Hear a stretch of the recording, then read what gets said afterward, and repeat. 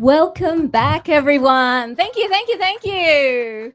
Well, we hope this Metta fun, especially with the breakout sessions, the talks, the panels, the conversations. What we've created here is a lot of goodwill, a lot of common ground, and mutual sharing.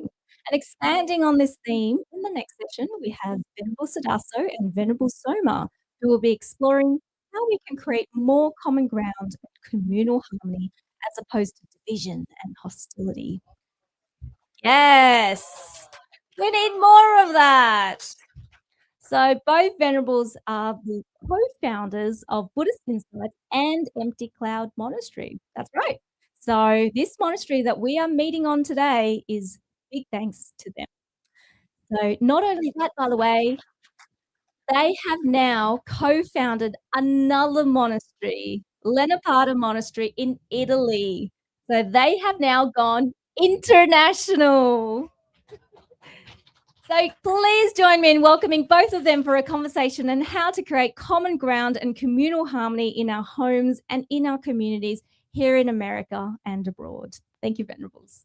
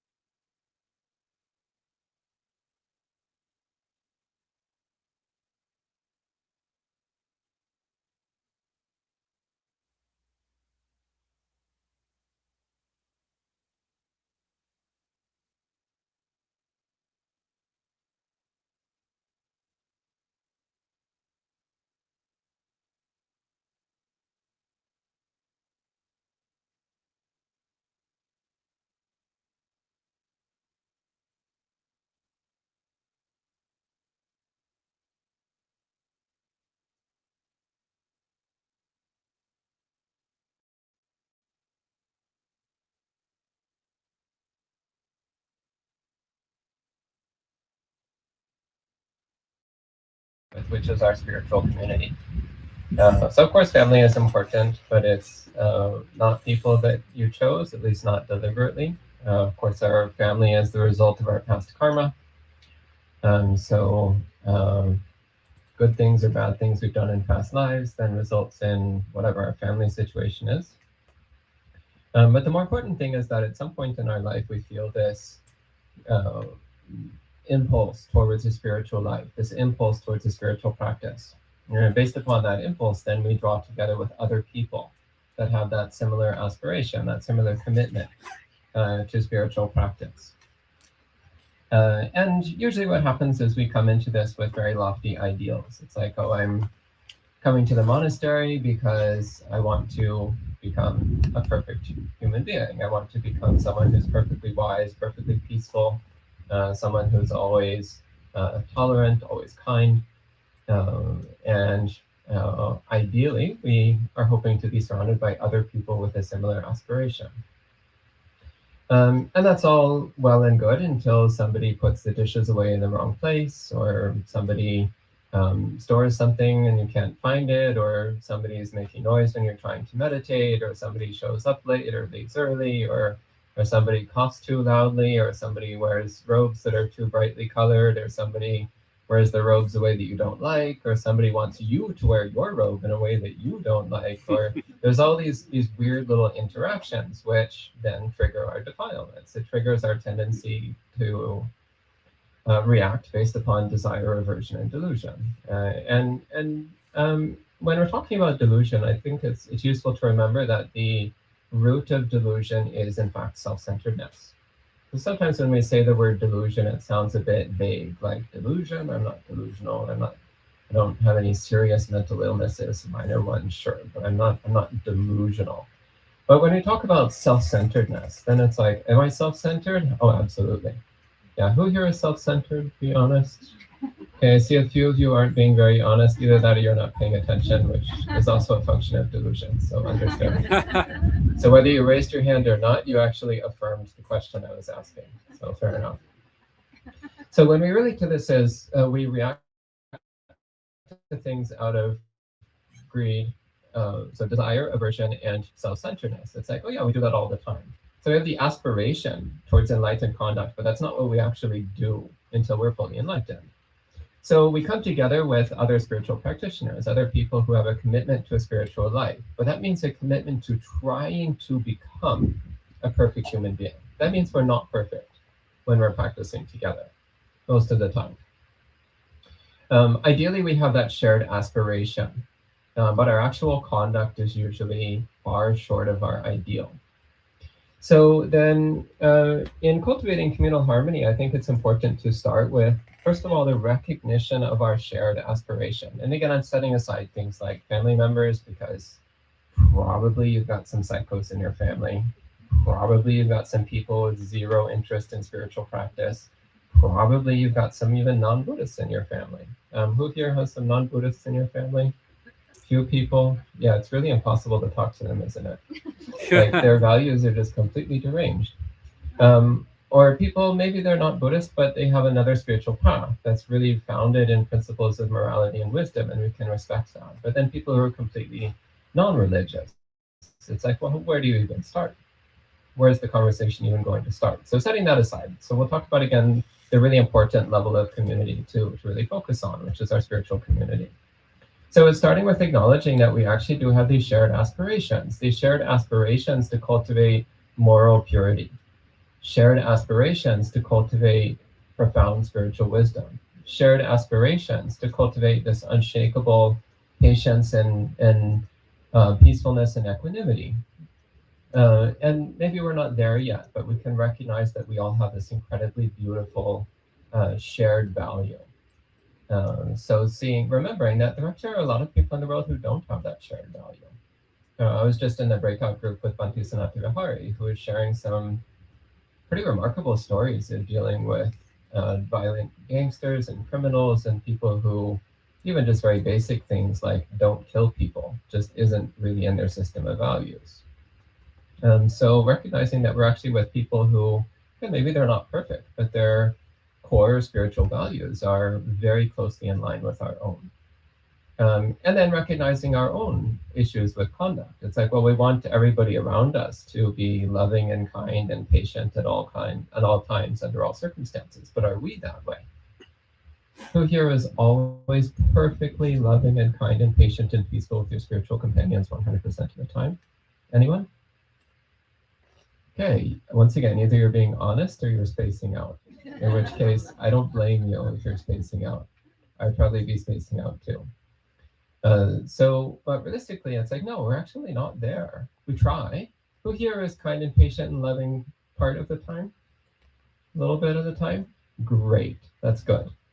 So it's being realistic with ourselves. It's like, well, if we ourselves are only exemplifying good moral conduct, like good communal behavior part of the time, then why are we expecting our companions to be so much better?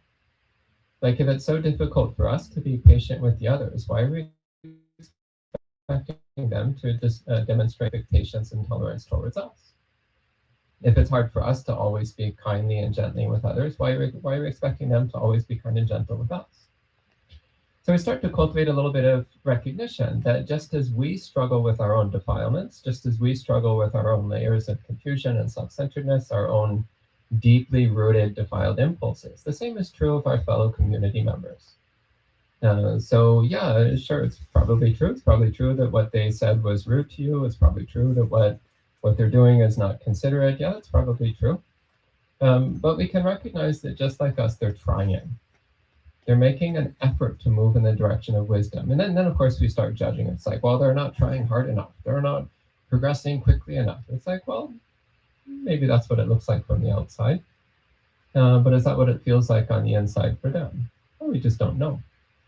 And again, I reflect on my own experience as a monastic. So I've been in the Buddhist monastic world for about, Bhante Bodhi, how long have you been a monk? How long have you been living in monasteries? 40 plus years, 50 plus years, 50 years or so? What year is this now? 2026. 54 years. 54 years. Okay. I've been in monasteries nowhere near as long as that. So I've been in the monastic world for about 20 years. How long have you been in the human body? 40 years. So just reflecting over 20 years of monastic life and thinking, how often have I said something that was inappropriate? How often have I said something that was rude or improper? How often have I behaved in a way that was inconsiderate towards my fellow spiritual companions? And the answer is a lot, very often. So then we look at our fellow spiritual companions and we recognize that they're going through exactly the same process that we are. Exactly the same process of dealing with our own defilements and delusions, which are running counter to our core aspiration. So there's two things of one, recognizing the shared core aspiration, the shared aspiration to become more and more Buddha-like with every passing day, but also the shared challenge of dealing with these deeply defiled impulses, these deeply rooted tendencies towards desire, aversion, and self-centeredness, and recognizing that this is a shared struggle that we all have. It's not something which goes away just because you decide to be Buddhist, or it's not something that goes away just because you start going to the monastery regularly. It's not something that goes away just because you become ordained. But rather, it's this constant process that we're all in this together. We're all working on this together. So, and I've had the pleasure for the past 11 years now, which is pretty amazing, to practice together with Ayasoma. And we've had a lot of both concord and a discord, both harmony and a disharmony. So maybe I'd like to invite Ayasoma to say a few words on cultivation of communal harmony. Thank you, Bhante. Sadhu, sadhu, sadhu. So I think someone said at the beginning of this conference, quoted something along the lines of hell is other people, which is a recurrent theme when we're living in community. So I apologize to Bhante Sudato for being his hell for for the past 11 years. But maybe what I'll share, when we talk about communal harmony, a lot of times the monastics, that are more accomplished than myself, they have a lot of interesting stories of when they were junior monastics. But since I'm still a junior monastic and probably will be for quite a long time this lifetime, I have stories of yesterday morning.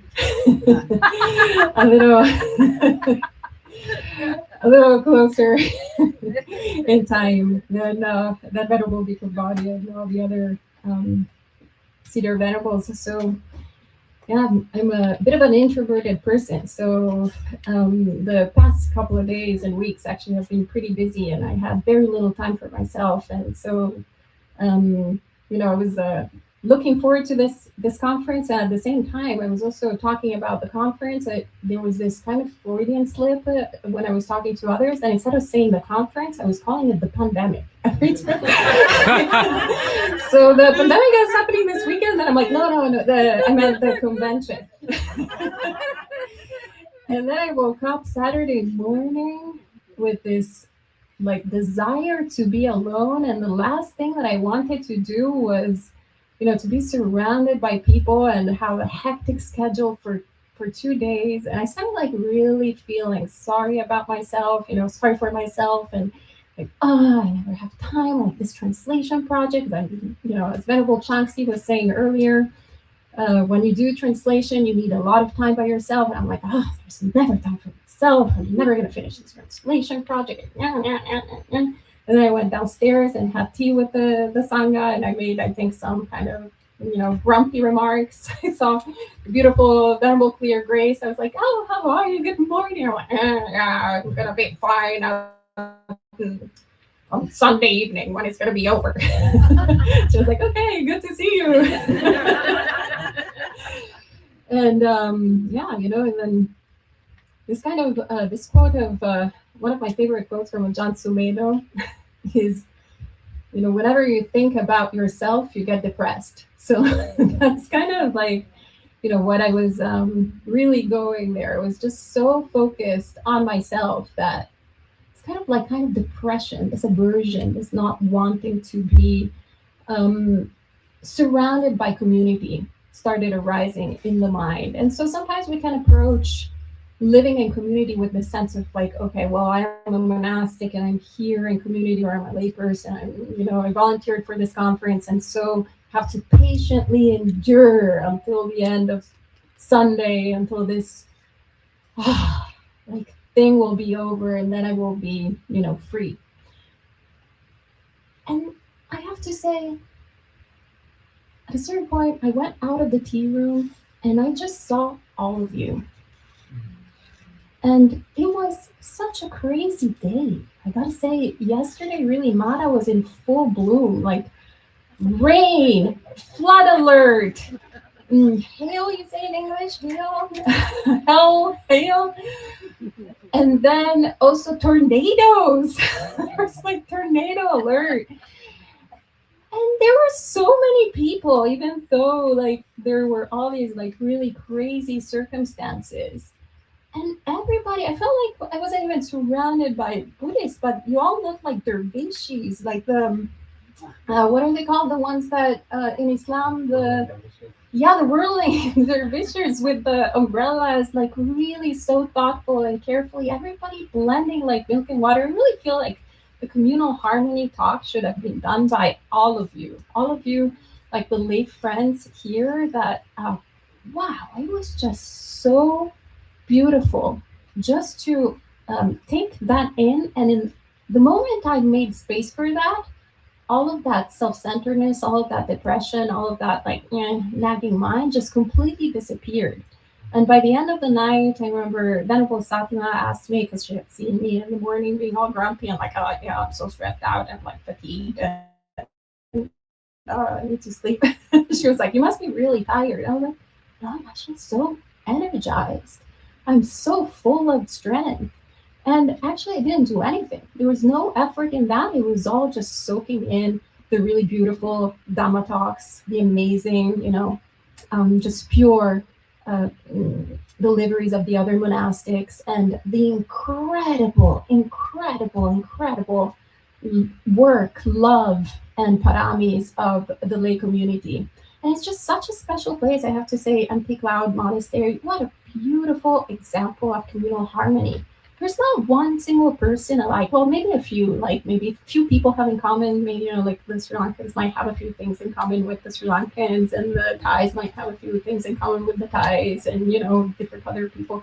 But still, like actually there's so many different people from so many different backgrounds and cultures and ages, and also the little kids also meditating last night for like with Bumped Body for 45 minutes. Like wow, still like rocks. But yeah, all of these different people coming together, blending like milk and water, and what a richness. So sometimes, I feel like instead of just enduring, maybe we can make a little bit space, some space in our heart to actually look at the beauty of other people. And when we manage to make that space, then we don't have to actually endure anything.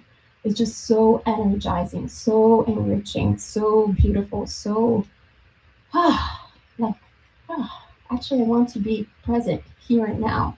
And so we can see how community can be actually not just something that we don't have to practice despite community. We don't have to practice despite the obstacles. That Venerable Bhikkhu Bodhi actually gave me this teaching a long time ago that I really treasured. We don't practice despite the obstacles, but the obstacles are the path. And so I always, keep it in my heart and recollect that. But also like really watering those flowers that we have around and seeing the beauty of practitioners, as Bhante Sutta also said, we're really so blessed to be around people that have this aspiration for awakening, this aspiration to practice, to be radicated in virtue, to spend so much time, creating this beautiful opportunity for us to listen to the Dhamma and growing Dhamma together. So yes, Anumadana Sadhu to everyone who has really made my practice easy. I didn't have to do anything yesterday nor today. I was just looking at you, delighting, Anumadana, and so much joy. Yeah, the kind of like the mudita practice that Bhante Bodhi guided us in, and for me has been like ongoing. Mudita in the morning, mudita in the afternoon and in the evening, all along. So yeah, thank you for the support of this beautiful community, monastic and lay, the Fourfold Assembly. Sadhu, sadhu, sadhu. And at this time we have a few minutes. So as I mentioned before, we'd like to give people the opportunity to be involved in the conversation. So if there's any questions, I do want to channel my Robina Core team here and say, try to give questions rather than Dhamma talks. So if there's any questions, we'd be very happy to continue the conversation in a more interactive way.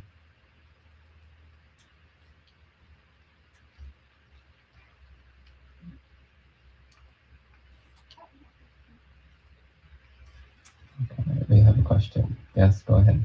Venerable, could you give us some teachings on non-divisive speech, reconciling those who are parting and speaking in ways that cement unity, how we can train in those qualities and encourage, improve, and praise them? Thank you. Yeah, well, I think that actually the Buddha's definition of Pisuna Vacha is very clear. So he says, what we hear over here, we do not tell over there in order to separate this group from that group.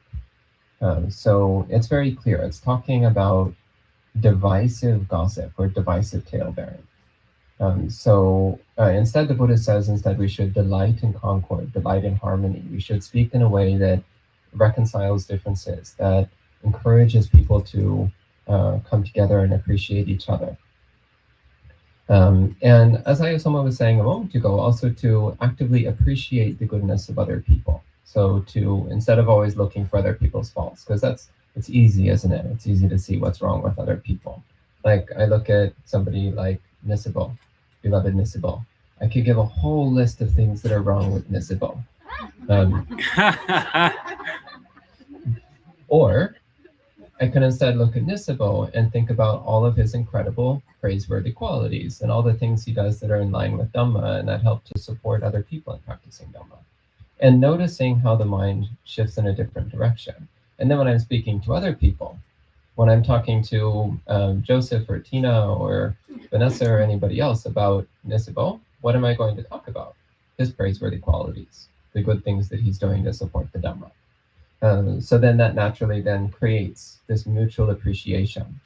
And then also for having difficulty with someone in the community, then actually what can we do? Focus on their goodness. Focus on the good things they're doing. One of the beautiful metaphors the Buddha gave is he said, it's like if you're dying of thirst, stumbling along a desert road, and you see a little tiny puddle of water on the ground. What do?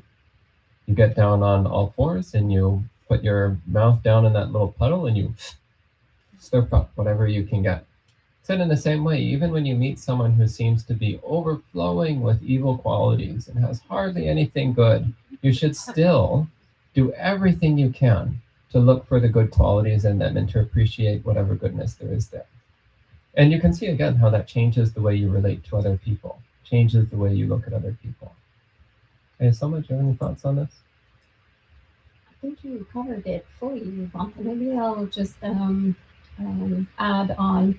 Yeah, recollecting also, I feel like a lot of times we get, carried away with what is urgent or what we think is, very important at the time, and we forget what is actually essential. So really cultivating that discernment between the essential with the non-essential, because that's usually when we fall into divisive speech or we want to separate people from one from the other, or kind of have that sort of really unwholesomeness coming in the heart, is when we just give importance to really silly things, like really so silly.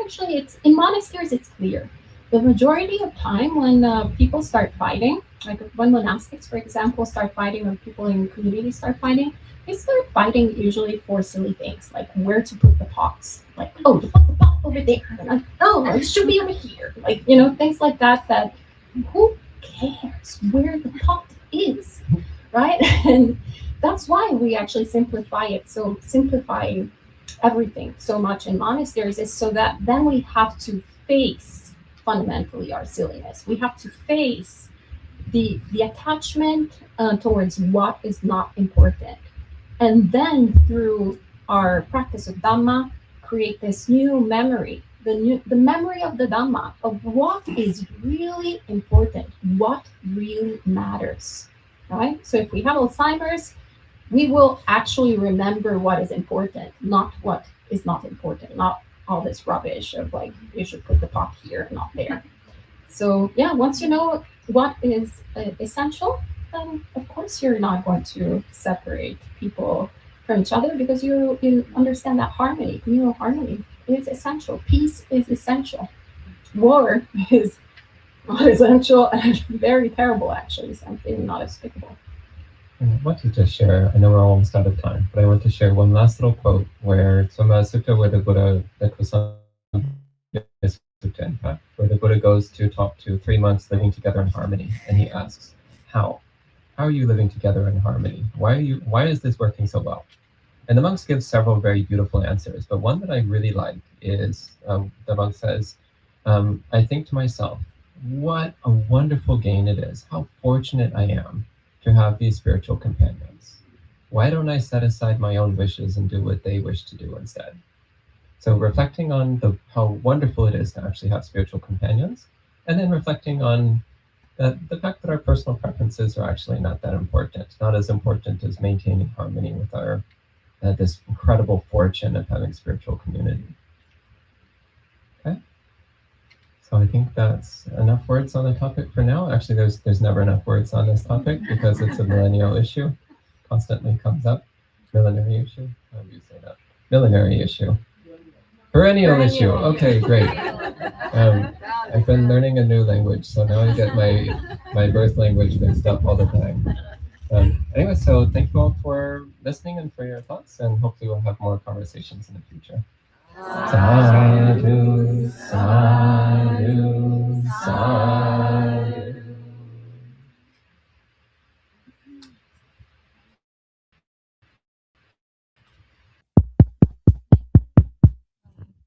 Let's give our beautiful co-founders of Empty Cloud Monastery a big round of applause.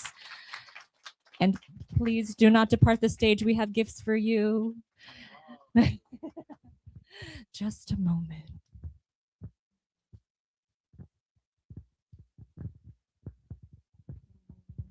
What a blessing it is to have both of these fantastic monastics together.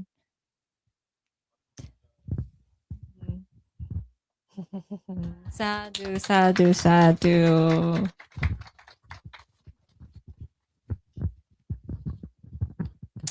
Okay.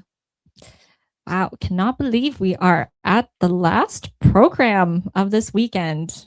Feels like I just blinked and all of a sudden we're having our last panel. Our last panel for today is Protecting the Truth with Venerable Bhikkhu Bodhi, Venerable Sudama, and Venerable Changhua, moderated by our lovely Metta Center President Tina.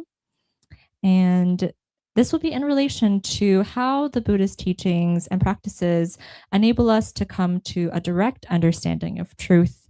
Not only this, but also the ways in which we can maintain and preserve our sense of the value of spiritual teachings and practices with integrity and honesty, while also existing in a society that seems to be growing increasingly secular and materialist and anti-religious every day. So please, let's welcome, yes, Venerable Bhikkhu Bodhi, Venerable Sudama, Venerable Changhua to the stage.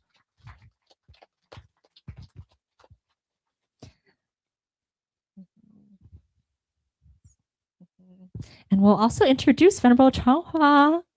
Okay, so Venerable Changhua is the director of the Chan Meditation Center in Elmhurst, New York. Prior to her master calling, she earned a PhD in biochemistry from the University of North Carolina at Chapel Hill. Shifting her focus to spiritual cultivation, she graduated from Dharma Drum Sangha University in Taiwan and was fully ordained in 2005. She has since driven the mission of the Dharma Drum Mountain Network through several key administrative and teaching roles worldwide.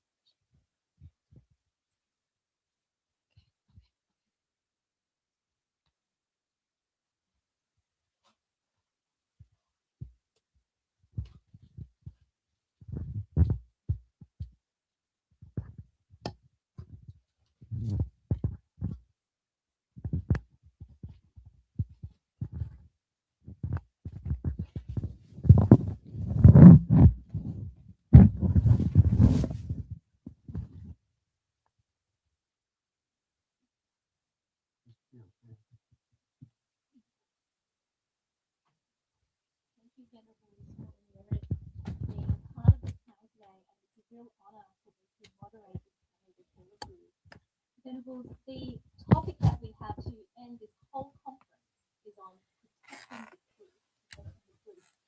It is such a vital theme that really runs through so much of what's happening nowadays.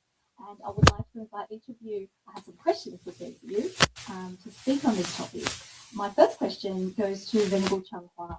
Venerable, in an age now where there's so much social media, AI-created content, fake news about the fake news, what are the biggest obstacles that you can see for people to live truthfully, and how can the Dhamma help us to overcome these obstacles?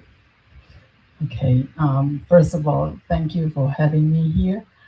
In these 2 days, I do learn a lot from this community. I'm very inspired by this Western Theravada monastery. For me, it's a very different experience.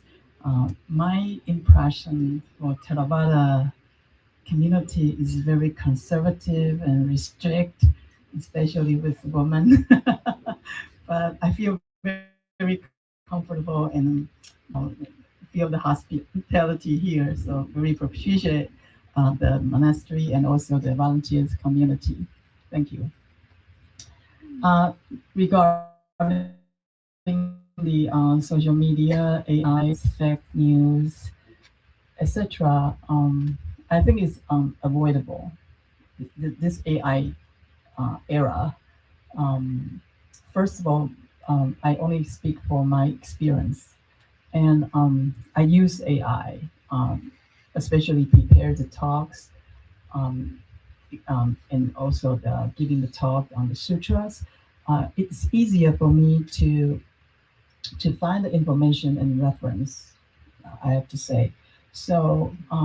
But I also found not just pros and also the cons that most of the time I think I get too much information.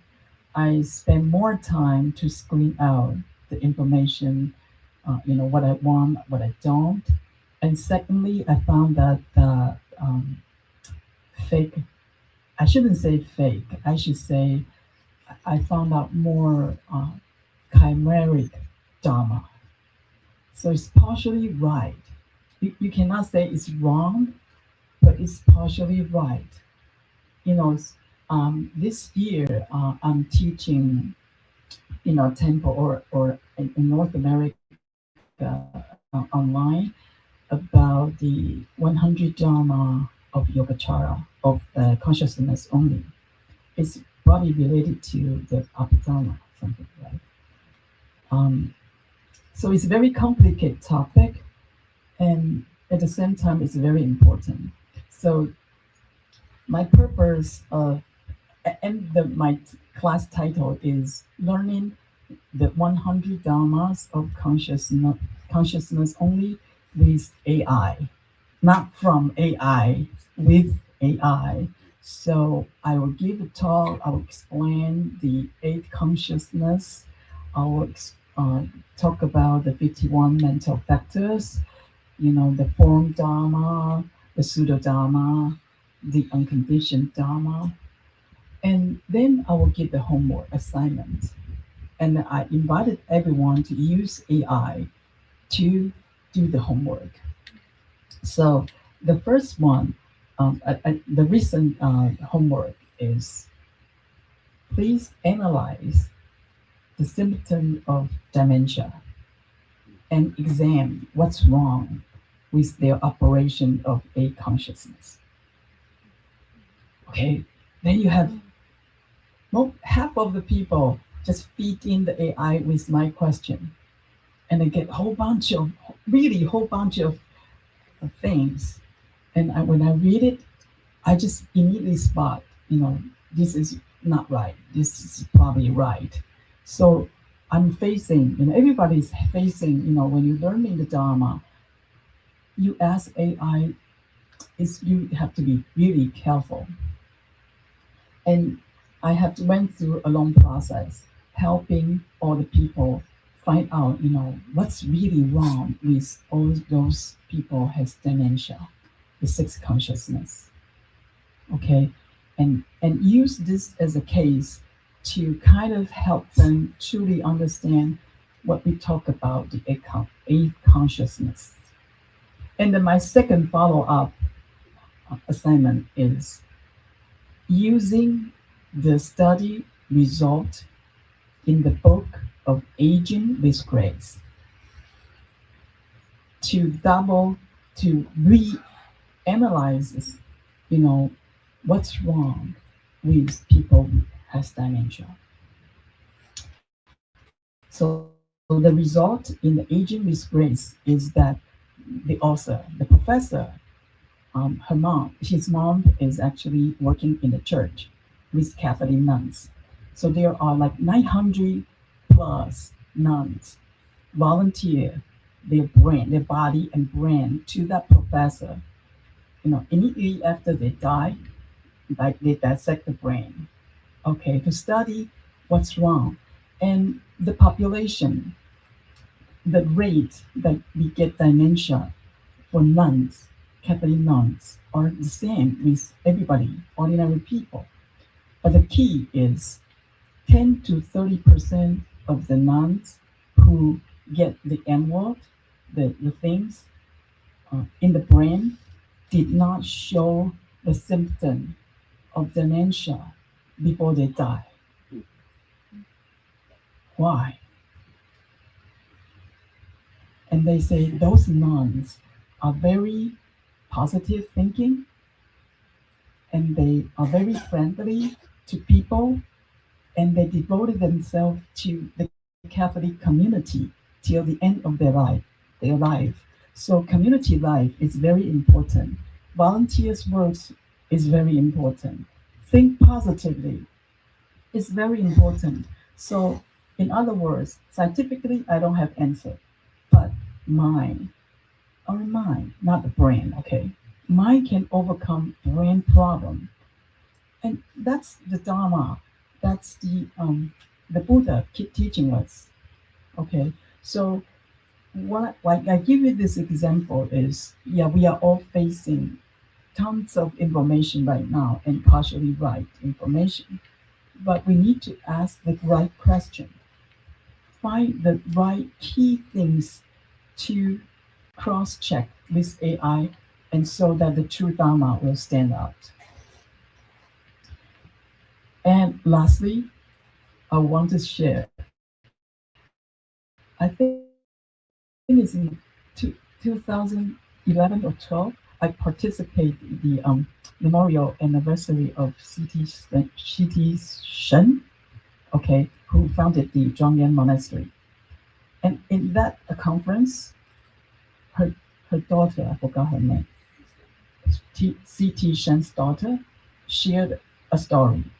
Okay, so one day she went to her father and explained. Her father said, I bought the new house and the feng shui is not good. You know feng shui, right? The feng shui is not good. So I'm going to rebuild my door. The door need to face, 90 degree to certain degree. Then I will have good feng shui. And after C.T. Shen finished hearing the story, then he told her daughter, say, honey, I think you should work on your karma instead, not your door. The reason Mr. Shen shared that the first time he purchased the first house in New Jersey, a big house. So he has a lot of famous friends, right? Including the feng shui master. And that feng shui master volunteered to check his feng shui. Okay, so he checked everywhere, and then the feng shui master told Mr. Shen, say, your feng shui is perfect, except there is a tree. There's a tree next to the master room. That tree need to be removed. Then you have perfect feng shui. And Mr. Shen told her daughter that I say thank you to the feng shui master and send him back. And I didn't do anything. I did not do anything. And one day that tree fell by itself. And then she said that he told her daughter that your mind, your merit, your practice, your virtues will affect the environment. The feng shui will change accordingly. Okay, now let's come back to AI. Sometimes you buy the house, right? You feed the AI the floor plan. Say, check my feng shui. Which part should I rebuild? Should I change? Then the AI will tell you, the door, the window, the walkway, blah, blah, blah. If you ask AI the question this way, but how can we get the wisdom like the Mr. Shen has? Like karma. You have to change your karma, not your feng shui, right? So what should we ask AI? So how can I change my karma so that the tree of my next to my window will fail by itself. It shouldn't be that way, right? But at this, how should I change my karma?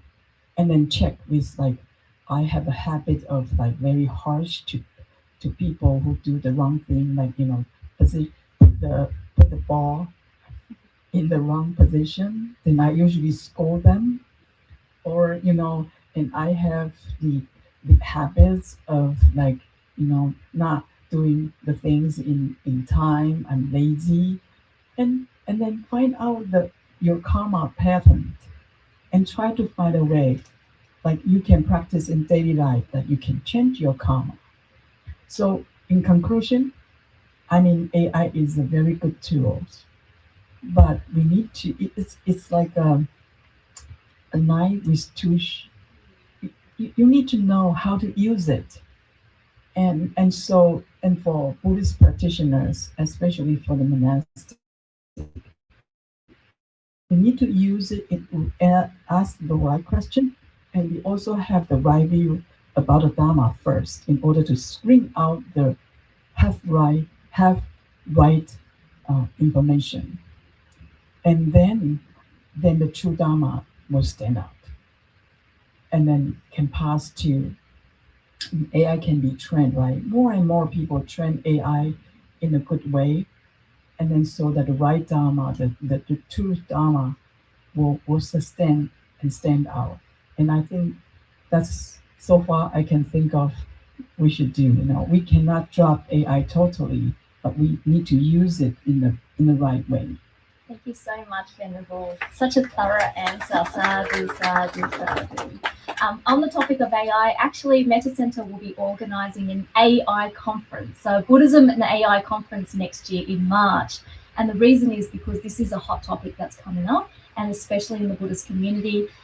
Is AI a tool that we can use? And hopefully we're not becoming the tools of AI. So watch this space. And Venerable, thank you for the advice. I think for those who want to really not worry about any problems of the mind and problems of dementia or problems of feng shui, then we should practice the Dhamma. We should have positive thinking. We should have living community, and we should all come to Empty Cloud where you can practice all of those things. So thank you so much, Venerable. So now I would like to turn to Venerable Sudhamma. Venerable, I have my question for you, which is related to protecting the truth. How can we practice right speech in a world where misinformation spreads so quickly?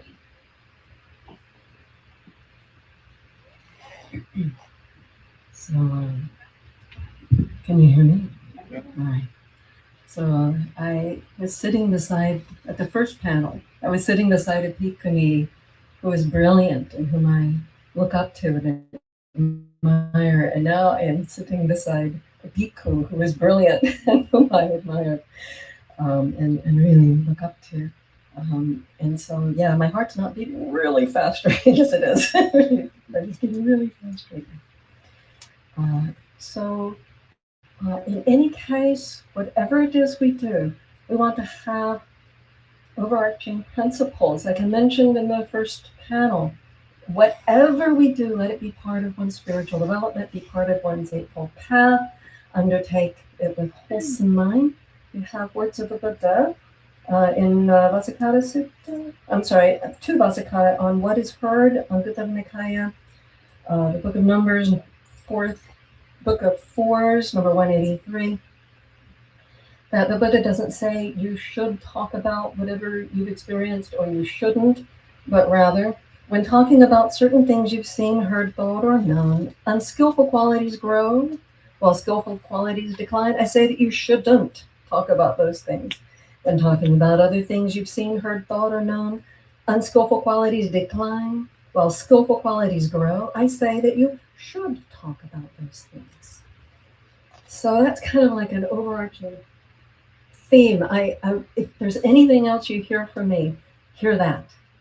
Hear that. Let that be the litmus test at all times. Okay. That said, whatever hits us from online, let's be very careful about how we might react. Let's say there's something that comes to us online that's criticizing our religion, our lineage, our teacher, our particular community, ourselves. No. And when the Buddha was advising Upali how to give criticism, Upali asked about, what a monk can take refuge in when criticized. The Buddha said, in truth and in imperturbability. The Greek word there was kupa, meaning non-anger, being immovable. And about in truth, I'm reminded of a famous quote of Ajahn Chah, 20th century Thai master, who was said, is quoted as saying, if someone calls you a dog, notice when some of you, if someone calls you a dog, look around and see if you have a tail. If you don't have it, if you do, acknowledge it. If you don't, no problem. So agree to disagree. Just look at whatever someone says, and instead of taking it as a hit to who I am, or who my community is, or who my people are, say, well, is there any truth in it? If there's some truth, find the common ground. If there's no truth, say, well, we can agree to disagree here. It's just not correct. We also have a great example from Mananda, when the elders were criticizing him right after the Buddha's passing.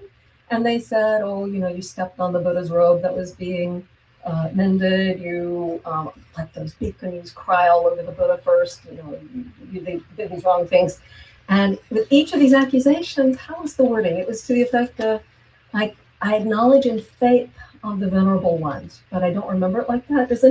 Can someone correct me on the exact wording? Because I didn't look that one up. But to that effect, very peaceful, very smooth response of respect, and also standing on his own experience. We also have the Buddha's simile of the saw, Metta Discourses number 21. When whatever words that hit us, they might be true or untrue, or timely or untimely, true or untrue, gentle or harsh, connected with good or with harm, spoken with a mind of loving kindness or inner hate, right? Well, so what are we supposed to do? We should train ourselves thus. Let our minds be, let's see, something about no evil words. What is it? Don't blurt out any evil words, and train thus, let our minds be unaffected. I know I've cited that one 1,000 times. See, I'm just too nervous. Let our minds be unaffected. May we speak no evil words. Now let us be compassionate for their welfare, with a mind of loving kindness, without inner hate. Let us spread goodwill, starting with them, radiate loving kindness to the whole world, abundant, expansive, immeasurable, without hostility and without ill will, which is actually not easy to do. If you've ever tried to send loving kindness to someone who you consider an enemy, oh my heavens, it just bites. But if you can actually do what people around me refer to, I live in the South, the people around me talk about praying for somebody. They say, pray for somebody for 2 weeks for their well-being, for goodness to happen to them. And I tell you, that is miraculous stuff. Sending well-wishing to somebody who you want to hate for a couple of weeks, I say within several days, they're human again. And right after that, there's actually love and consideration and care for them. That's what I've seen. Okay, so we want to have a peaceful response, if any response, to whatever's going on out there. And whatever it is that we do when we speak up, the Buddha has given us some pointers on how not to step in the mess.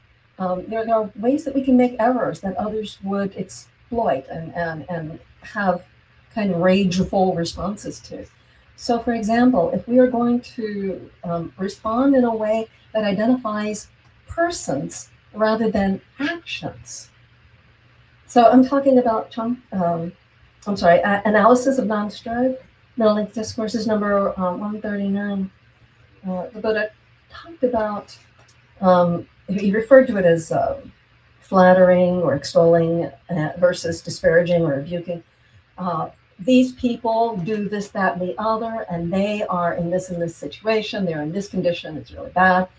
Or these people are, not doing these bad things, they're really wonderful people, they're going to heaven, these are not correct ways to approach it. Even if you consider it to be factual, you're not really doing the right thing. You're creating conflict by favoring some and disparaging others. But if you say these actions are thus, these actions are thus, you can see how that would be a lot less likely to cause an explosion from the other side when people hear or read online that we have said such things.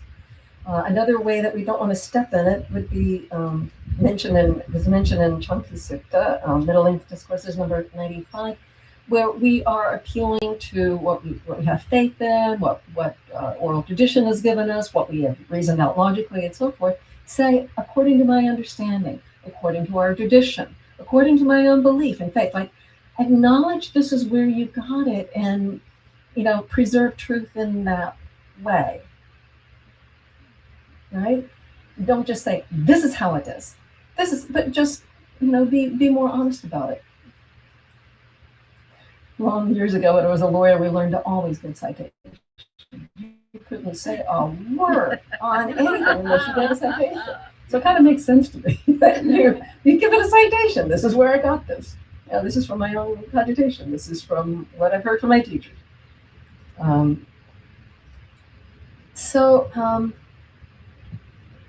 want to point out something that goes maybe just a little against. I mean, y'all are the nicest people in the world. Y'all really are. I mean, you good lay people, you good monastics, but there really are times that you might want to say something that people don't want to hear. Really. One-on-one or online. And I'm going to read you something that y'all aren't going to like. Because this is from Anguttara Nikaya in the Book of Fours, number 83. Because one possessing 4 qualities is deposited in heaven as if brought there. What for? 1. Having investigated and scrutinized, one speaks dispraise of one who deserves dispraise. Oh, ho, ho. Oh, ho, ho. We don't hear a lot of that from Buddhists.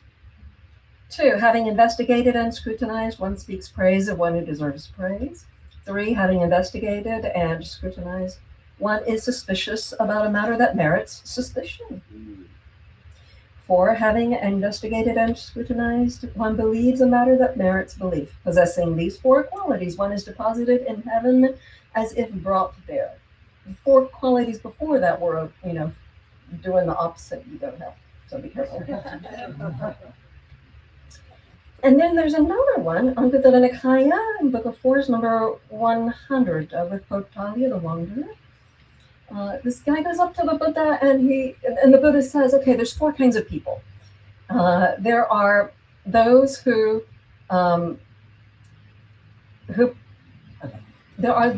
criticize those who should be criticized, at the right time, truthfully, correctly. And there are those who praise those who should be praised at the right time, truthfully and correctly. So there are those who do both. There are those who do neither, who will not dispraise, will not praise. There are those who will do the one, and the fourfold setup, right? Who'll do the one, and the others. Some that'll just do the praising, some that'll just do the criticizing. And he asks him, which is the best? And Potalya answers that the one who doesn't speak in any case, in praise or dispraise, is the better one, reasoning, because what excels Master Gotama is equanimity. And I have heard this countless times from Buddhist sources.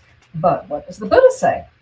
There are, Potalya, these 4 kinds of persons found existing in the world. Of those 4, the one that is the most excellent and sublime is the one who speaks dispraise of someone who deserves dispraise, and the dispraise is accurate, truthful, and timely.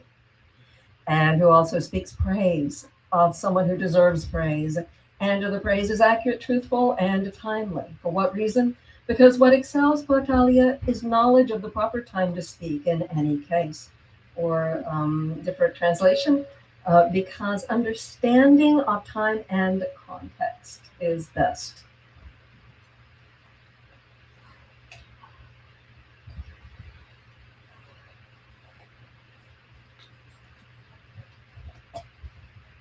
Also on that theme, remember the horse trainer story. He goes to the Buddha, he asks how you train monks. And he said, well, how do you train horses? Well, I already know where I'm going with this. I'm all laughing already. All right. So he trains them with positive reinforcement, like a carrot. He trains them with a negative reinforcement, like the stick, or a combination. Or if it doesn't work out for the horse, he doesn't want a horse out there in his name that's not trained well, so he'll kill it. And Buddha said, and he said, how do you train monks? The Buddha said, yeah, I do the same thing. You kill? So well, he teaches about heaven. This is the way to go to heaven. So that's like the positive. And he teaches, this is the way to go to hell or lower realms. That's, the negative side. And then there's mixed teachings. But if somebody is not taking well to any of the teachings, he'll kill them in the holy life by no longer admonishing them and having the monks not admonish them anymore. And this guy said, yes, that would be death in the holy life when the others won't speak to you. Because if we don't get constructive criticism, every one of us, don't you have a blind spot right about here? How are you going to see this? I know I'm getting southern, but I'm getting emotional. How are you going to see this if somebody doesn't say, hey, you got something right here that you can't see? How are you going to see it? So if you don't have the others telling you the hard truths about you, you're not going to know them. And what is that? That's death in the spiritual life. That's death in the holy life. It's really important to do it. And it's so important that we have that whole Sutta number 15 in the Middle Length Discourses, Inference, where the guy starts off saying that, the guy, the Venerable starts off saying, no, it wasn't. It was Mahamoggallana says, though a bhikkhu asked us, let the Venerable ones admonish me, I need to be admonished by them. Yet if he is difficult to admonish, has qualities making him difficult, if he's impatient, doesn't take instruction rightly, then they won't. They think of him as a person not to be trusted. So admonishment, constructive criticism is actually a valuable commodity. You kind of got to earn. You got to earn your way to it. You can't be angry and counter reprove and eel wriggle around the topic and all of that. You have to, act in a way that's going to make them want to talk to you. Okay, because I had some more good stuff. We'll see. I hope that was timely. Thank you so much, Venerable. I think that is very, very good advice for all of us to hear and to know. And indeed, it is a virtue and a good karma to have someone who is able to correctly point out and admonish us in the right way. Thank you so much. Cool. Yes. Upali got from the Buddha 15 factors to consider before you dare open your mouth and tell another monk constructive criticism. Like first 5 are who am I to speak up, like not compromised in any way. And then how do I do it? And then why do I do it? What's the motivation? And so here it is. It's your lifeline in the holy life. And yet you still got to be 15 factors careful in how you say it. Because everybody who's not fully enlightened or enlightened to a certain point is very delicate with those egos. How much more so ordinary people who just want to get something, want a little power, want a little money, want a little praise, just want to have fun. Like how much more so people who are not aimed at liberation. Thanks. Thank you, Venerable. Great wrap up. Venerable Bhikkhu Bodhi, over to you now. My question to you is, respectfully, what does protecting the truth mean from a Buddhist perspective, especially in an age where there seems to be this war on truth?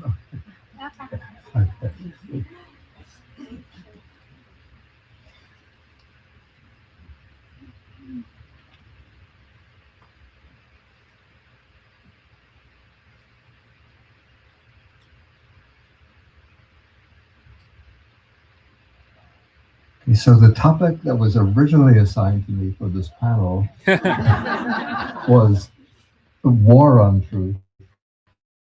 Slotted it in, Venerable. Yeah, so thank you for retaining that particular formulation of the topic. Of course, shortly before I came here, then the topic was changed to protecting the truth. And the way the topic was to be treated was then defined more precisely in relation to the Buddhist teaching. Whereas when I heard the topic, the war on truth, Bhante Sudaso said to me, when I asked, what do you mean by that? He said, you pretty much treat it in any way that you feel is appropriate. So I did a little sort of like some reflection and investigation. And I'm going to relate this not so much directly to the Buddhist teaching, but to certain very vitally important contemporary issues, 4 major domains. The first 2 of these I draw from a book that was published a year or 2 ago by Peter Hotez and Michael Mann. Peter Hotez is a pediatrician, and I think a professor of medicine at the University in Texas. And Michael Mann is probably one of the leading climate scientists in the world. The name of the book is Science Under Siege. In a way, you could say that that is a war on truth. And so the book deals with 2 issues.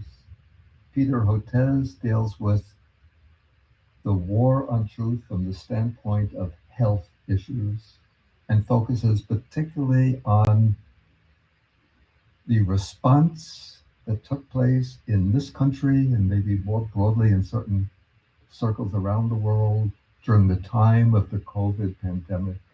But I think particularly in this country, more so than in any other economically developed country, where after the pandemic broke out, when COVID was spreading, scientists were telling us that we should practice social distancing, we should wear masks, and once the vaccine was developed, that we should get vaccinated against COVID.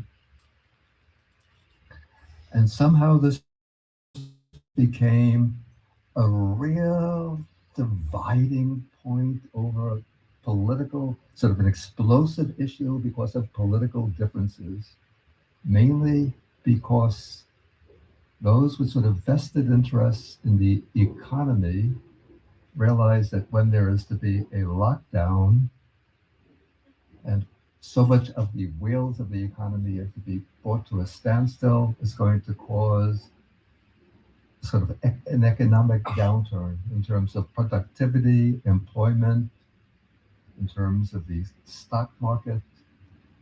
And for a president who is coming close to an election a few months, maybe half a year ahead, a decline in the economy can be very, very critical obstacle to his re-election. And so the right-wing forces in this country, I remember the early stages on Fox News, we were being told, COVID-19, it's really just the common cold. If you get a cold, you don't take any special protective measures, you don't lock yourself into your room, you just treat it very casually, so don't worry about it. And then we were told when you have, the remedy for COVID-19 is that you inject yourself with cleaning fluid. And people were doing this. I mean, it's not a joking matter, it's a very serious matter. People were taking the advice of the right wing, what do they call it? The talking heads, saying, go out and inject yourself with cleaning fluid or this medicine for horses. And there were people who did this and they died. People died. And because people were not taking the protective measures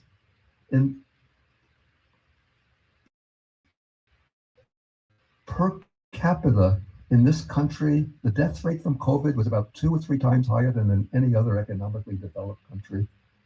I mean, if you were watching the television during the period when COVID was reaching its sort of peak, April, May 2020,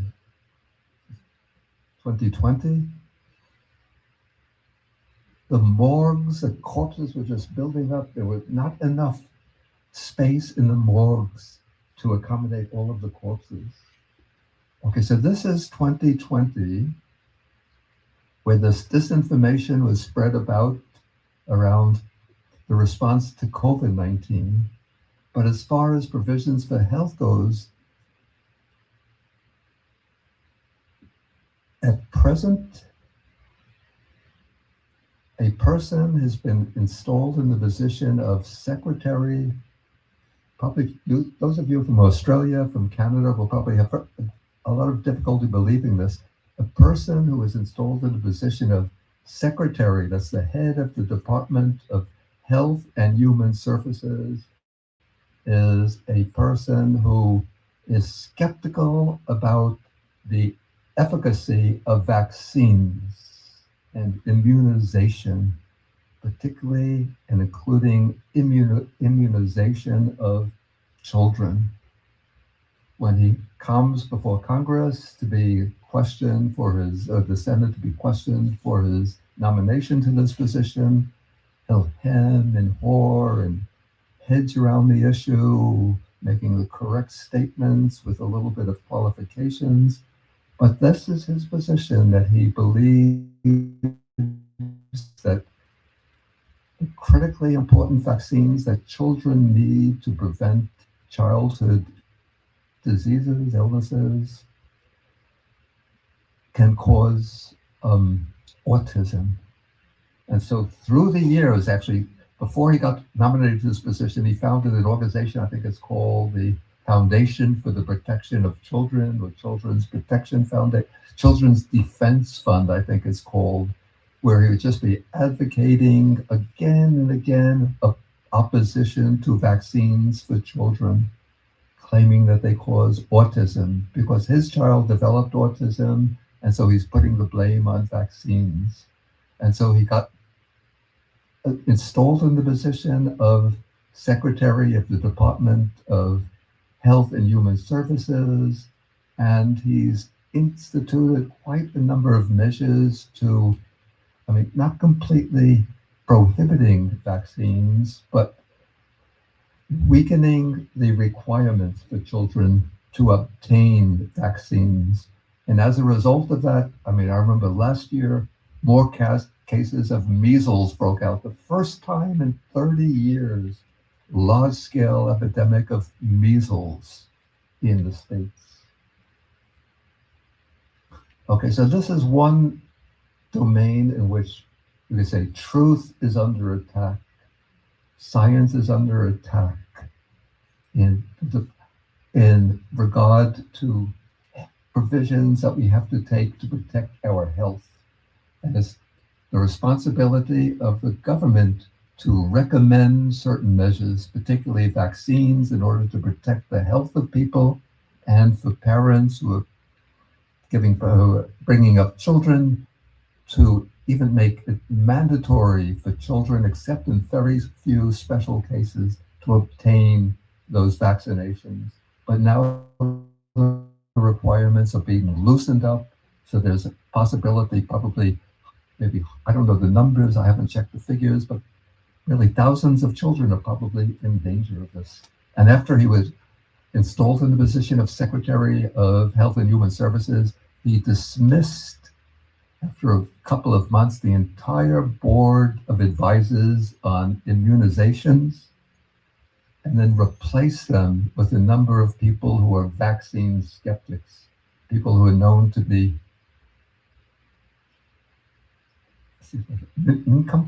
nincompoops. Excuse my English. Crackpot cases.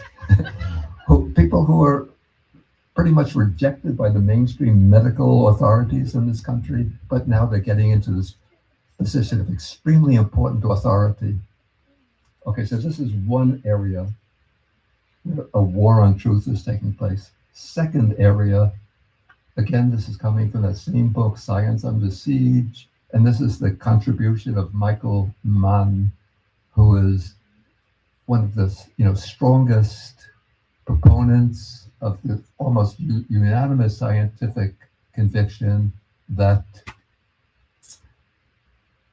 the burning of fossil fuels is the driver of climate change, and that climate change is what is responsible for the outbreak of so many natural disasters. And so this has been going on like long before the present administration, starting probably the original insights into the connection between fossil fuel usage and climate change goes back maybe to the 1970s. In 1988, the climate scientist who had formerly been the head of the I think I'm getting the beginning of Alzheimer's.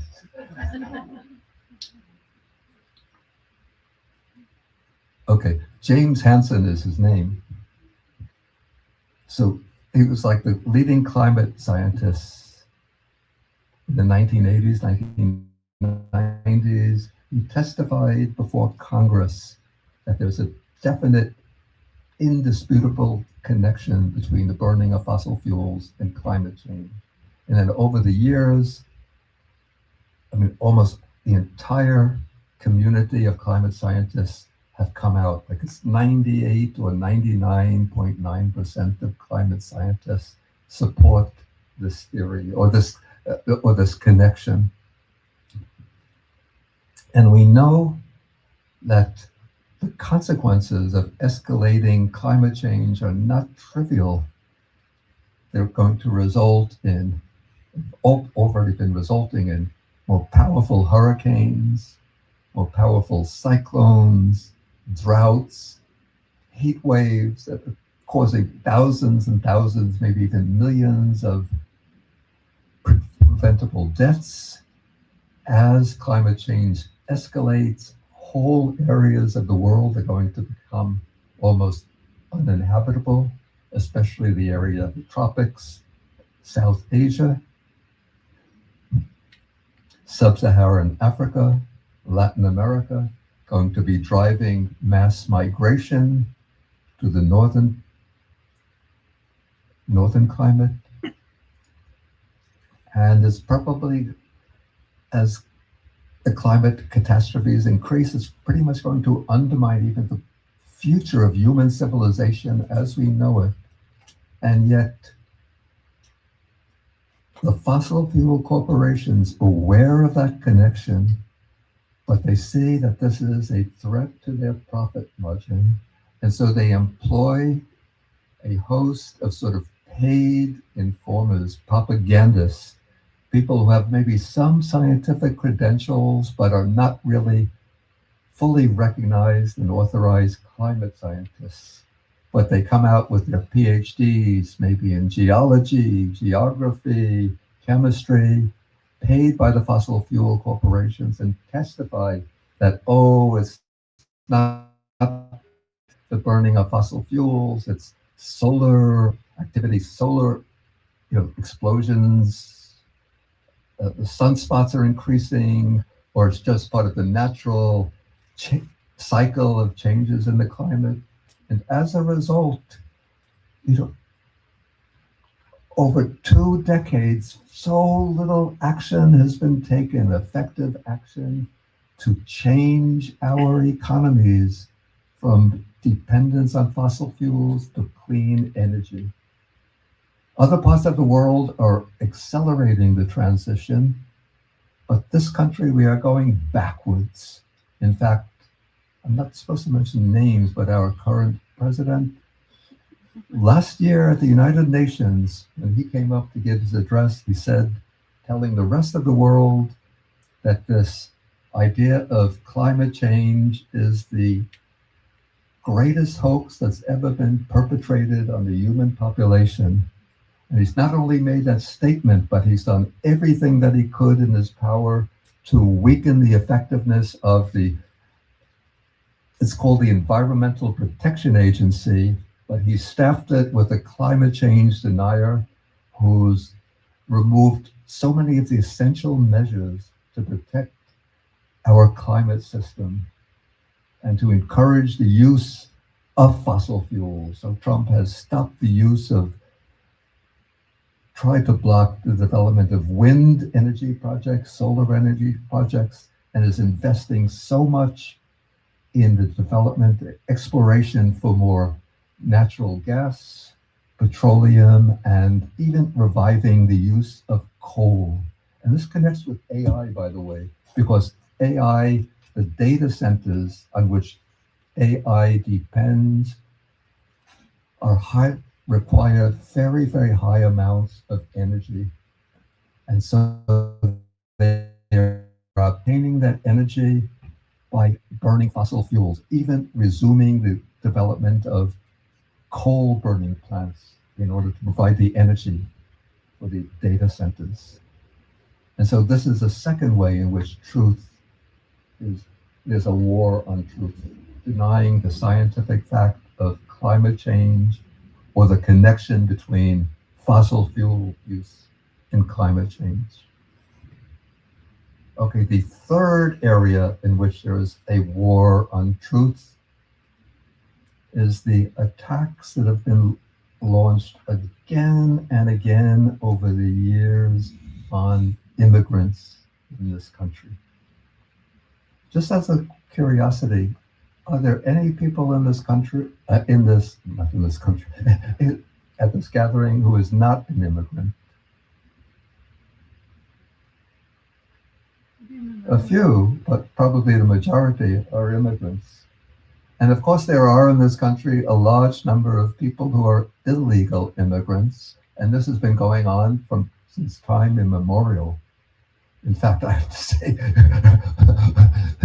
the Caucasian, European-derived Caucasian immigration population of this country, in a way, from the standpoint of the original native inhabitants, would be considered illegal immigrants, but here we are today. And so this kind of rhetoric denouncing the immigrants has been going on, particularly the illegal immigrants, branding them as murderers, criminals, rapists, people who have escaped from insane asylums, as terrorists. And that has fueled a official program being enacted by ICE and by our Border Patrol of raiding the cities and even the countryside of this country, looking for illegal immigrants and sometimes even catching legal immigrants just on the basis of the color of their skin or the language that they might be speaking, pulling them out of their workplaces and putting them in detention centers which are blossoming in this country, springing up all over, just like mushrooms after a rainstorm. Large detention centers to be filled with these immigrants, pulling them away from their workplaces, pulling them away from their schools, stopping them on the streets, taking them out of their cars, arresting them, detaining them, putting them in the detention centers, where they've been treated very brutally, living under very, very almost criminal conditions, having to subsist on giving them poor quality food, and then deporting them often to countries with which they have no connection, where they don't even know the language, sending people maybe from a Latin American country, sending them to Uganda or to some other African country.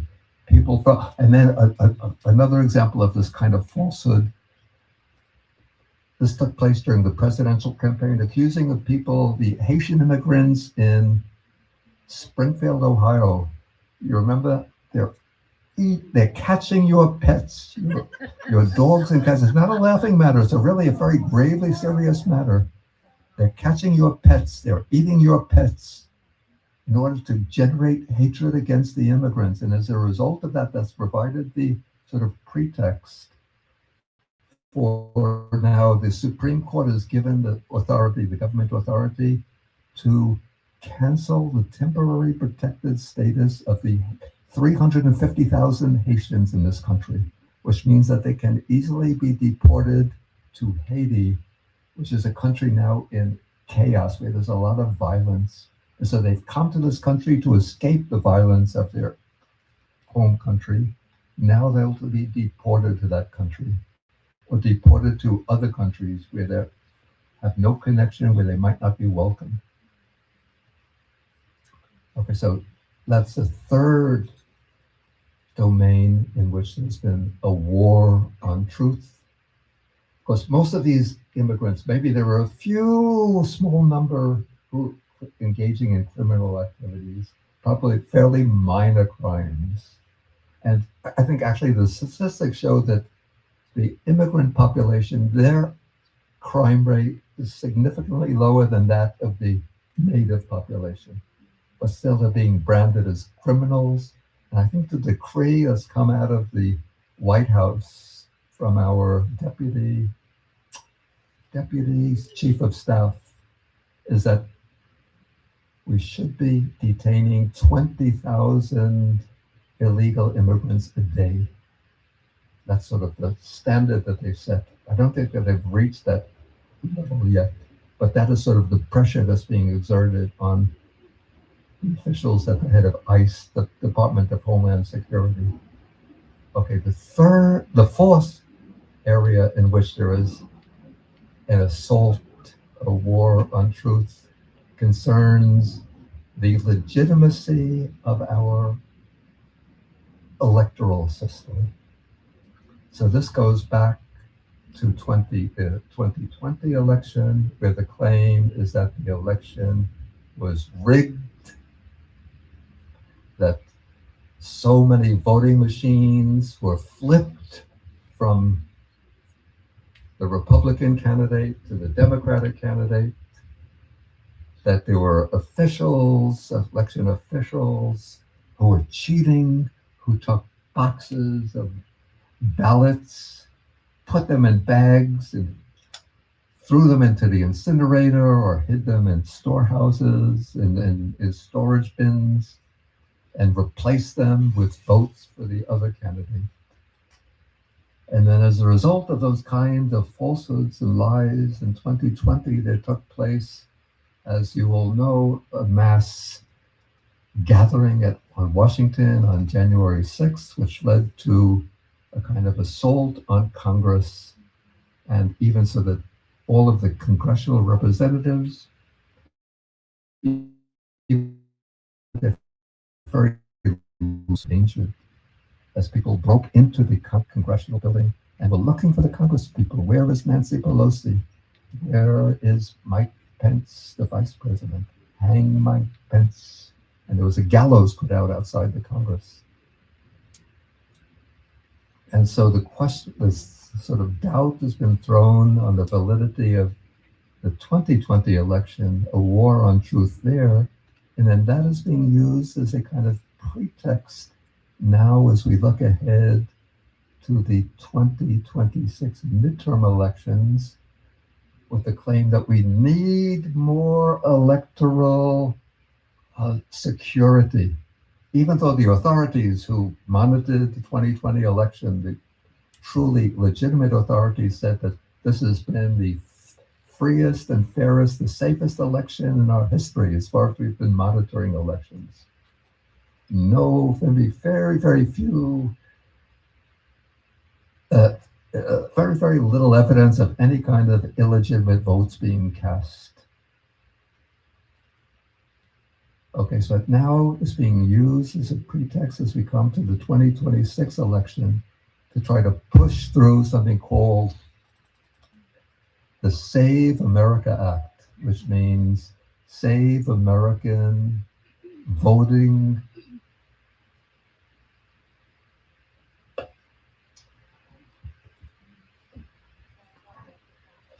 Anybody got it?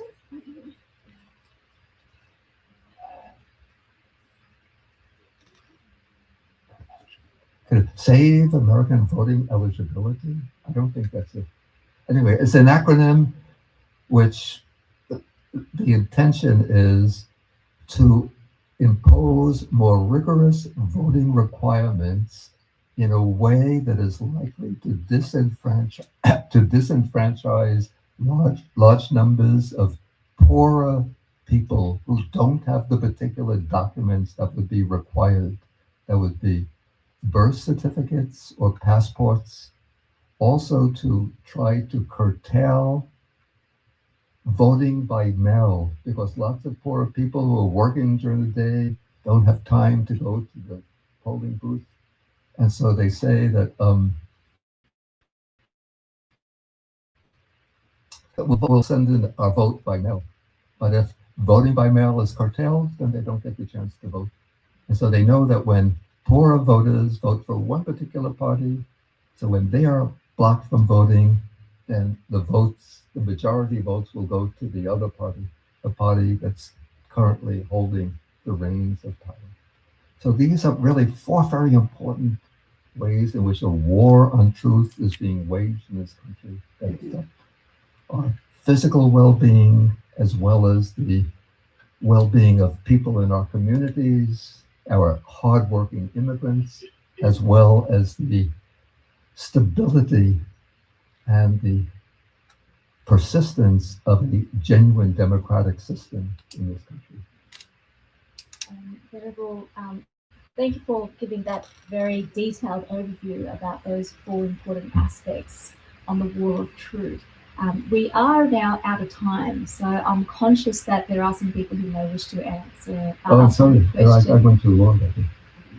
Well, he was very thorough as an answer, Venerable.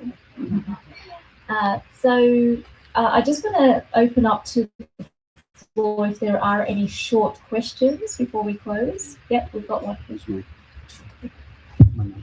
Oh, we have one question right here, and the question is, what should we do about it?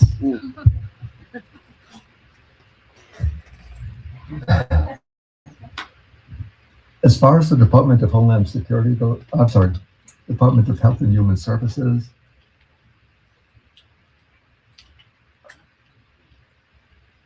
I don't really know. But it's extremely important in this country, really, to make sure that one votes in the next election, the midterm election. I say it's part of our responsibility as citizens. I hear some of my Buddhist friends say that we are above politics. That's not our concern. Our concern is just our practice, leading a moral way of life. That is enough. But as US citizens, it's a responsibility to vote, and our votes make the difference. I say between who is going to get health care, who's going to be left to fend on their own, who's going to have decent schools, or whether funds are going to be directed to schools or to building up more powerful military, more powerful weapon systems, whether people who are hungry will get food support, or whether they'll be left to go hungry. So these are really powerful issues. So it's extremely important to vote. Those of you who are living, because I don't live a lay life, so I don't know what opportunities there are on the ground. But if you search on the internet, there are probably citizens groups that are dealing with each of those major issues, particularly the voting issue. Like one organization is, or several organizations, one is Indivisible. If you just search on Indivisible, they have branches, units throughout this country. They are the ones who organize they call it the No Kings Marches, several times over the last couple of years.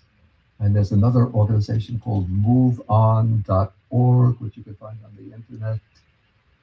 I'm sure that there are several organizations devoted to protecting voter integrity, genuine organizations and designed to protect voter integrity. And of course, there are organizations that are concerned with trying to protect the climate. There's the Union of Concerned Scientists. There's the For Information Inside Climate News, Earth Justice. That's a legal organization that brings cases to the courts to protect the environment. And there are a whole multitude of organizations that are intended to protect the climate. And Venerable, you mentioned about how some people, they say that we are above politics, that Buddhism is above politics. One of the comments that I've heard people say is that there is a tendency in Buddhism in America that there is a politicization of Buddhism here. Have you come across that? And if so, what would you say? It's using Buddhism as a way to have political activism. I would have to disagree. I'm not quite sure that I understand what is meant by that. I would disagree with using Buddhism to promote political activism, but what I say is that Buddhists who have a sense of conscious commitment to particular causes which have political ramifications will participate in movements governed by those political agendas, using their Buddhist ethical principles as the motivation for joining those movements. For example, there are like Buddhists, like eco-dharmas, Buddhists who are concerned with protecting the environment, Buddhists for racial justice, Buddhists for protection of the immigrants. In fact, when these ICE agents were rounding up the immigrants in Minneapolis in was it January, February? There were a number of Buddhist groups that went there to help protect the immigrants. So I don't call that a politicization of Buddhism, but it's taking conscientious action based on one's Buddhist ethical principles. I think we've got a question in the audience.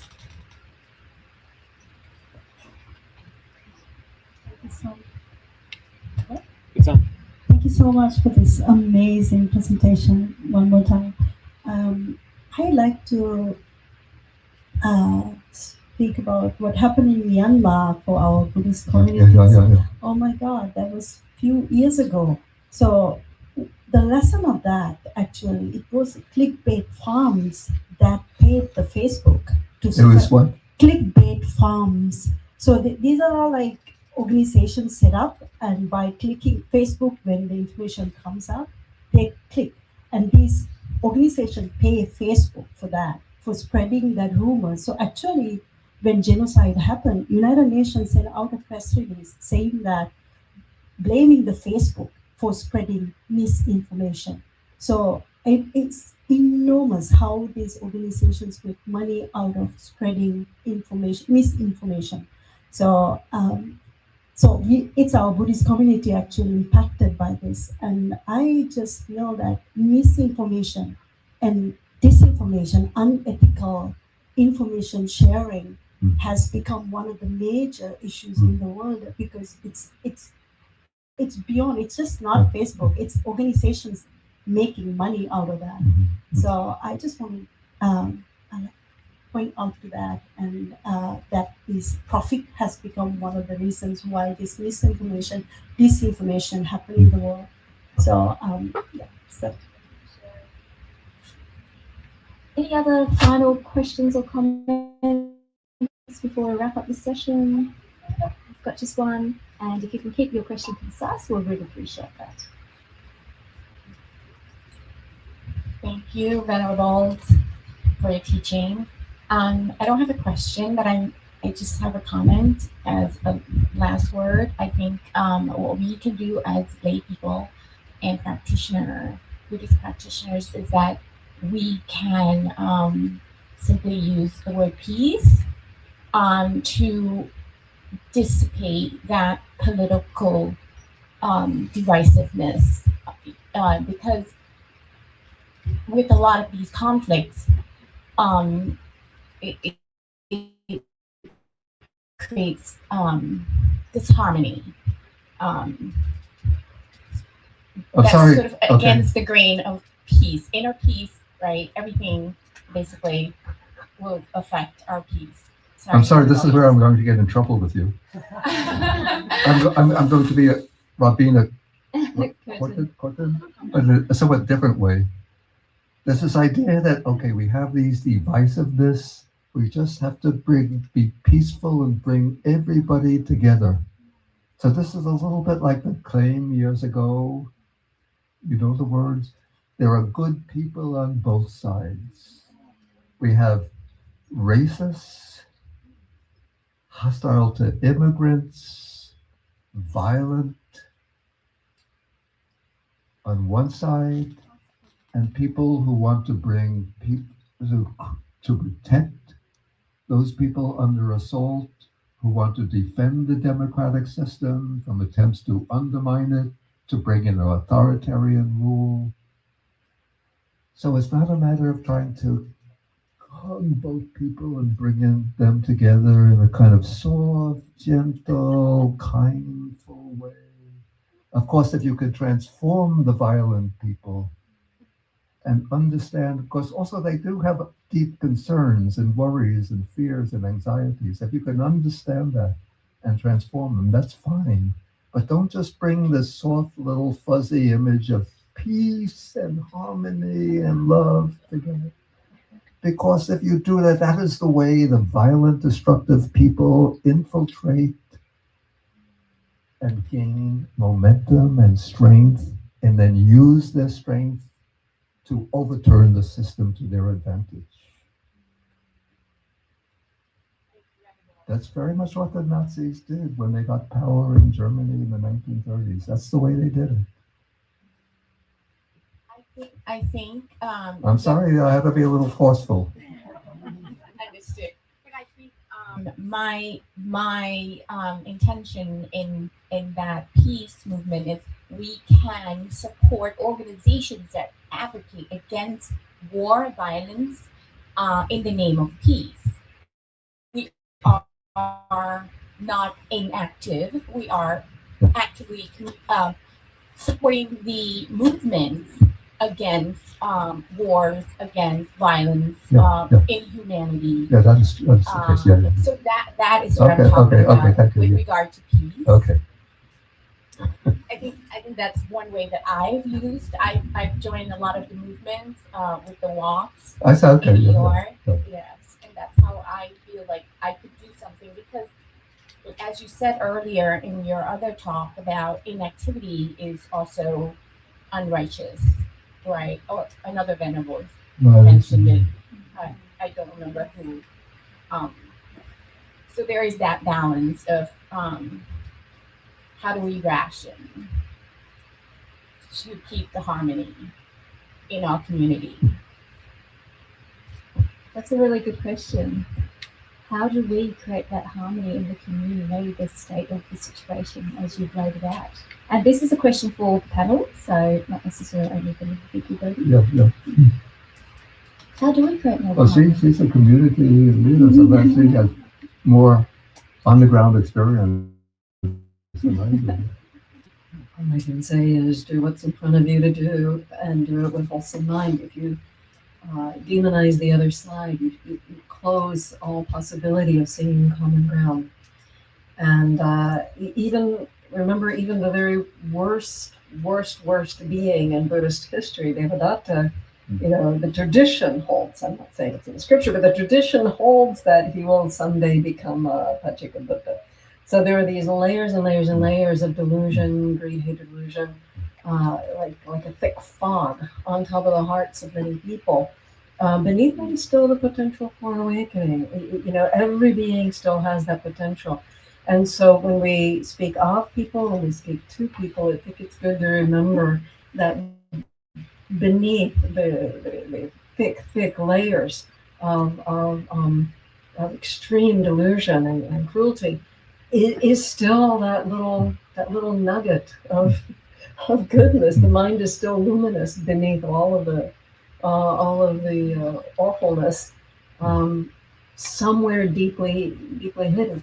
And I'm not saying that calling towards that deeply hidden wisdom is going to change any particular individual, but when we speak in such a way, the people who are loyal to them will be perhaps able to hear us. And if we are able to listen with an open mind to people that we vehemently disagree with, again, we can find the little tiny bits of jewels in what they're saying that are true, and then all the vast untruths, and connect with that so that they can see, this person who's speaking is not completely bad. They agree with me on this little point, and then we can have something we can connect on. as people. But really, to me, very important, never demonize. Never to demonize, never, abbreviate POS. This person is this person is that. But to speak with respect. And, I abbreviated it for a reason, by the way. Can I say something? Okay, I'm a stupid monk, so I don't know this. I'll tell you later. Okay, I don't know about the political situation that detail, but the question harmony, I would like to share some idea from scientific mind. The entropy. I don't know how many of you are scientists. I think the harmony does not come from you wanted to unify everything. You want to unify everything, you will bring the conflict even more. So from scientific mind, usually you want to bring a harmony, then because the entropy always go to the more entropy, and so the better way is to allow diversity, and give enough space for the diversity, and then it will naturally bring harmony by itself. That's the nature of phenomena. And I think for a country, for a society, the diversity is natural. And we need to give each diversity, each individual enough space. Then, And also the As long as they don't intend harm Yeah, for others. the diversity, you are free and everyone are free, and everyone has enough space, but not like a locality of things wanted to suppress or want to overcome or unify the other one. Then from the scientific point of view, it will create chaos. So it's just like I feel like the diversity is very good in America. It's just like you need to give space, and then it will harmonize by itself. So diversity, having the right conditions for that dialogue to happen in the Give right enough space. space for each diversity, and just provide a diversity. It's because it's the entropy is go that way. Yes, and also having that, seeing the humanity of the other person rather than just demonizing them. And then also, Damo, would you say you had other things to say? One thing, I don't want to call for particular partisan action, but I do want to say, please take action according to your ethical principles, according to what you value, according to what you believe is worth preserving, protecting. Take action, but before you take any action, body, speech, or mind, please just say this one phrase. I may disagree with you, but I love you. I love you. To whomever it is you're about to face to face, or write about, or write to. Disagree, love them with all your heart, and then get them.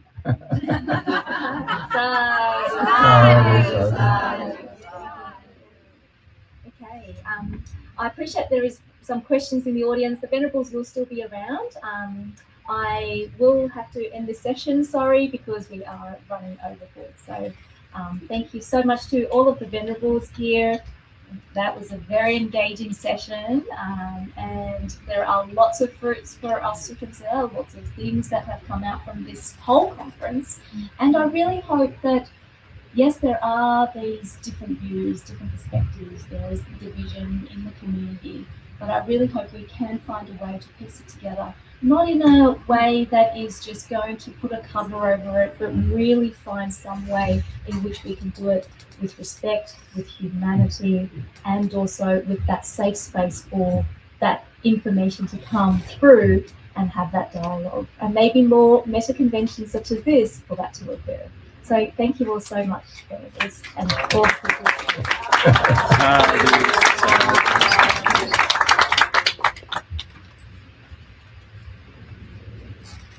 It's on. Excuse me. Yes. Please stay invite on the stage to receive your gift bag, Venerables.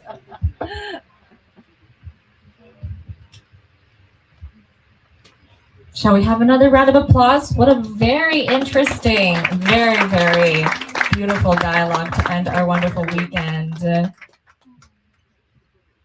We will now invite Venerable Bodhi to please lead us in a closing and dedication of merits for our wonderful weekend. If you are able, if you are able.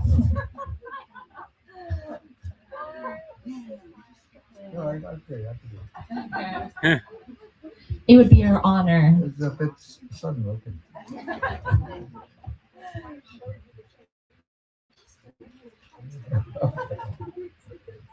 It was handwritten, so I didn't quite see it. Okay.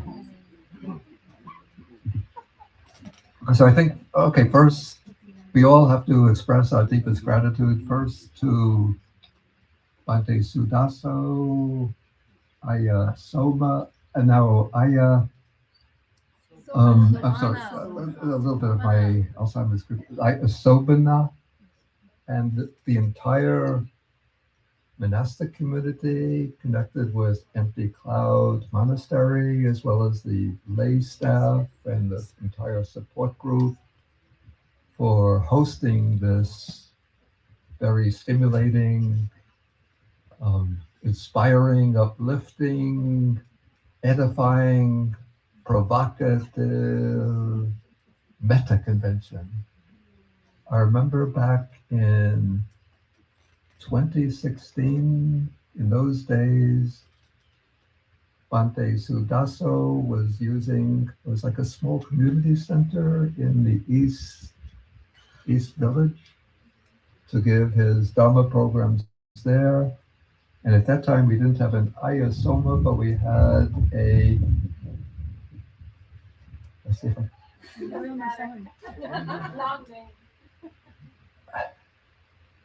Gianna, was it? Messiani, who was his assistant. Then the next year, 2017, was it 2017? Now they had their own center in Rockaway. And I don't know if any of you went to that center, but when we used to have, I was invited there to give some programs on occasion. It was fairly close to the Kennedy Airport. And so in giving a Dharma talk, every once in a while as we're speaking, a plane would fly very low overhead, and then we have to stop and wait until the plane goes out of this, the range of hearing to continue the talk. And Ayasoma reminded me, I had forgotten this, that sometimes on those occasions, the neighbors would hold a party with loud music. So we would have the Dharma talk going on while there's some kind of pop music and dancing going on in the background. So that was 2017. And continued, I guess, 2018. And then somehow through the fruits, this is the fruits of meritorious karma coming to manifestation, that they acquired this beautiful former Catholic monastery, Augustinian, was it? Yeah. And it's now been converted. It was called, I think, St. Cloud Monastery. And so they decided to rename it in honor of the great Chan master of the 20th century, Shu Yun, who was named, well, Shu Yun means empty cloud, so now it's called Empty Cloud Monastery. And so we have this very beautiful building, these very beautiful grounds. So this is the fruit of merits. So the Buddha says, do not think lightly of merit, because merit is the ground for all types of basis of all types of success in the future.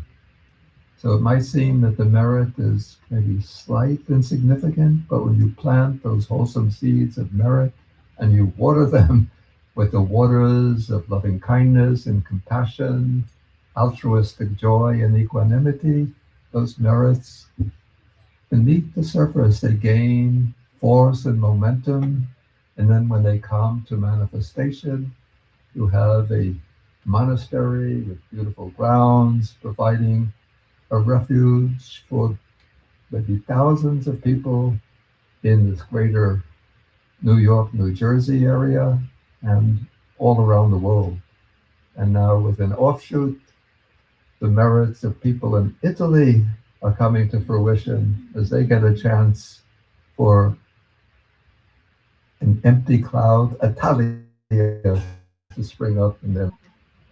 And so we have to thank the entire Empty Cloud community for hosting this wonderful event. And then we have to thank the other community, which is a kind of symbiosis coming together to create this event, and that is the Metta Convention, or the Metta Center community, coming from the other side of the world, from Australia to the United States, to hold the first Metta Convention USA. So we have Empty Cloud USA spreading to Empty Cloud Italy, Metta Convention Australia, branching off to Metta Convention USA. And so we have to, again, extend thanks and gratitude to the entire Metta Center community, to Tina Ung and Zen, is there? Zen Lo, is that the last name? Other members of your group here? Oh, you have your aunt and your mom. So she came from Australia here. Okay. Okay.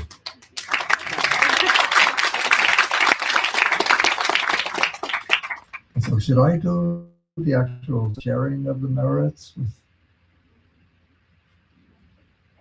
Okay, so, and then we also have to thank everybody who contributed to this event, people who cooked the food or brought the food from their homes to offer to the participants. And we also have to thank all of you who have come out to join this event and to contribute through your attention, your interest, your questions, your comments, to make this a great, wonderful, illuminating, uplifting, and inspiring event. And so then, should I share what the day is, or do you guys want to share what the day is?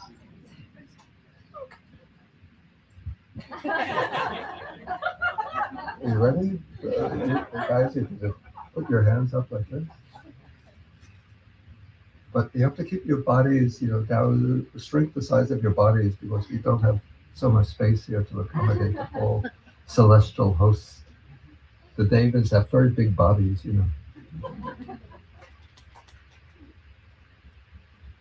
Okay, so I'll recite some verses for sharing of the merits. And so when I'm reciting this, you focus your mind and think of all of the merits that you've acquired, whether you've been speakers, hosts who are also support staff, Vayakas providing the meals, or audience members listening and enjoying the presentations.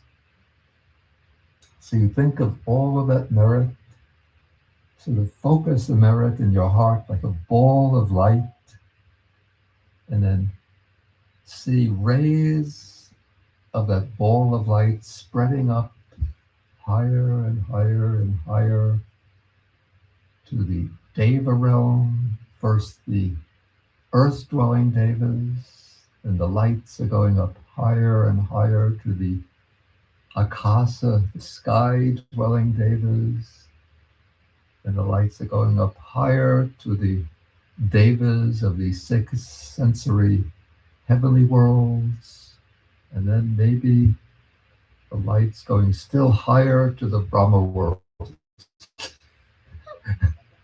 And then we're inviting all of these Devas and Brahmas to rejoice in these merits.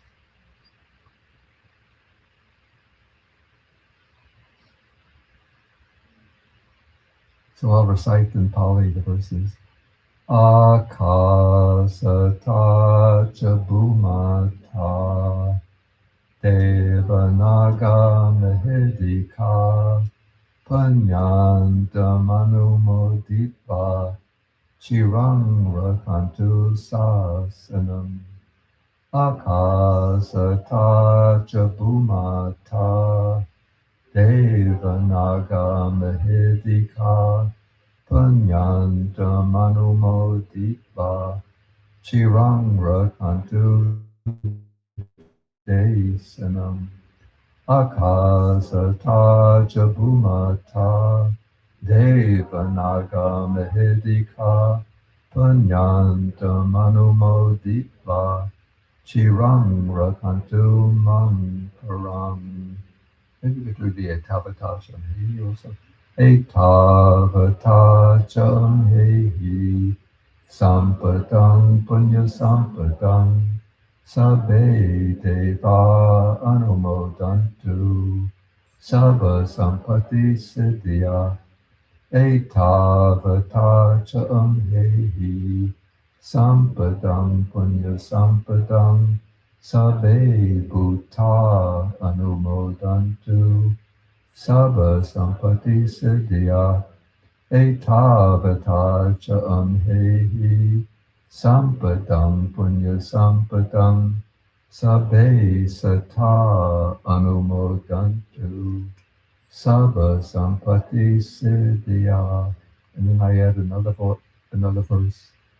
Dukha pata chani dukha bhaya pata chani bhaya soka pata chani soka hantu sabbe pipanino. May those in suffering be free from suffering. May those in fear be free from fear. May those in sorrow be free from sorrow. May all living beings everywhere be in the same way, free from sorrow, free from fear, free from suffering, free from fear, free from sorrow. And then to send a shout of sadhu all the ways to Australia, and then upwards to the heavenly worlds. Sadhu, sadhu, sadhu. Is that loud enough? Is that going to reach the heavens? I'll do the Rapina. You think that's going to reach the heavens?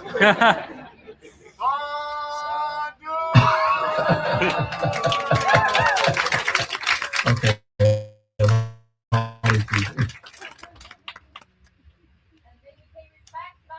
Okay.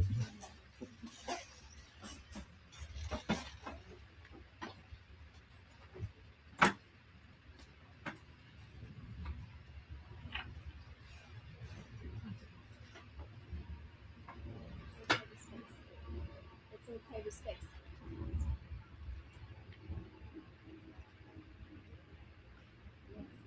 Let's all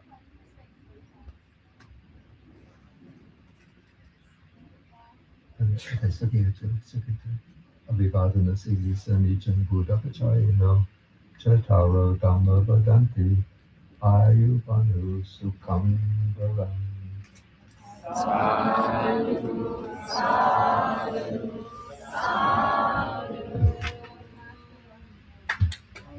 Okay. Let's pay respects to the Buddha. Yeah, so then I'll come down and bow to you.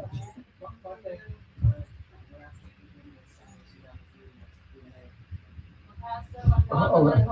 Okay.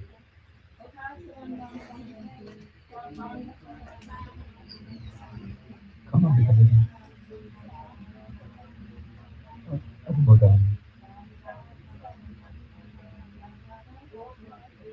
Buddha.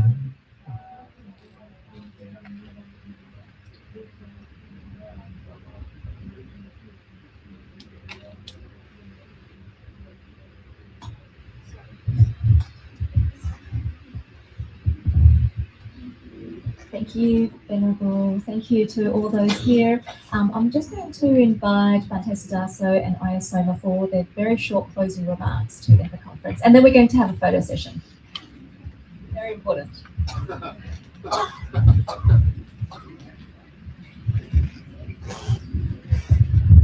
Excuse me?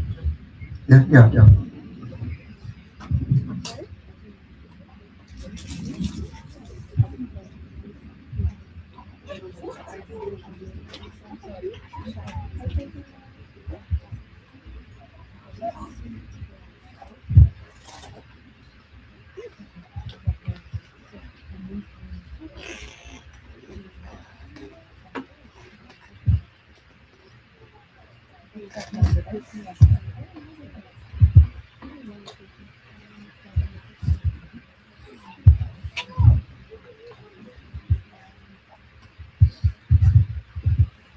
So in reality, I don't have much to say because I think Bhante Bodhi already said everything that needed to be said, which is just 2 words: thank you.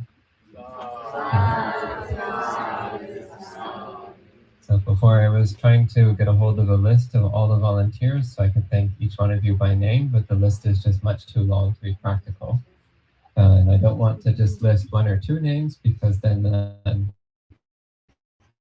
everyone else will feel left out.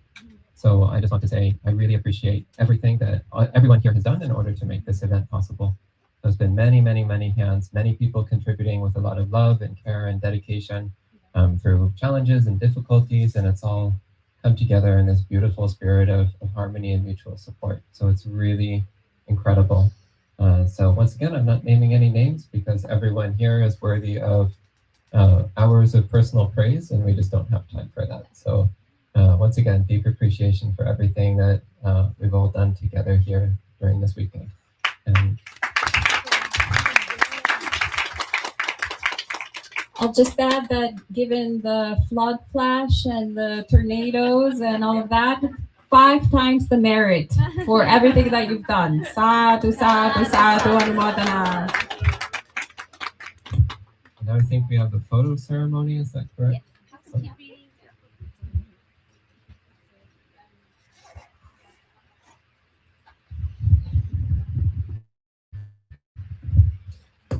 Okay, thank you everyone so much for coming to our very first ever Metta Convention in the USA. We appreciate you coming so much, whether that was for the weekend or for today, for yesterday. Just a few reminders, if you have been moved in any way, shape, or form, we do invite you to visit the Empty Cloud stall. Again, we are trying to remediate the mold in our building. So if you would like to protect the beautiful monastics who reside here and also provide free retreats for people throughout the year, please do consider making a donation from the bottom of your heart. And if you also would like to donate bodily energy, you can also stay and help us clean up, whether that is outside and also inside. So if you want to take a look at what our monastery looks like on the inside, you can offer to help clean up. And if you would also like to come tomorrow, we will also be continuing our cleaning up from all of the setup and breaking down everything and making sure that the space is restored in a beautiful way. All right, so shall we take a photo? Yes. Let's do it. And can we give a round of applause for Vanessa? She's been so amazing! Yay! Okay, photo session time. So everyone, please, we'll have the monastics come up first. There are some seats available to the monastics who wish to take seats, or others could stand around them.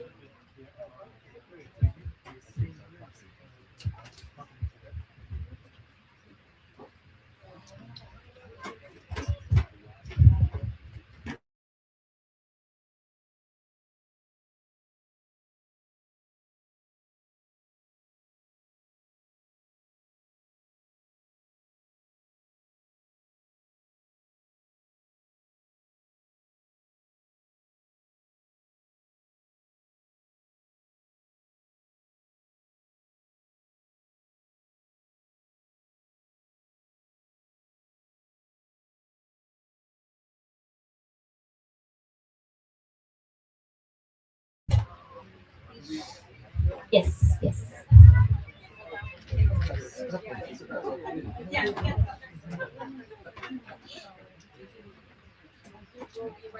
Okay. Oh, yes.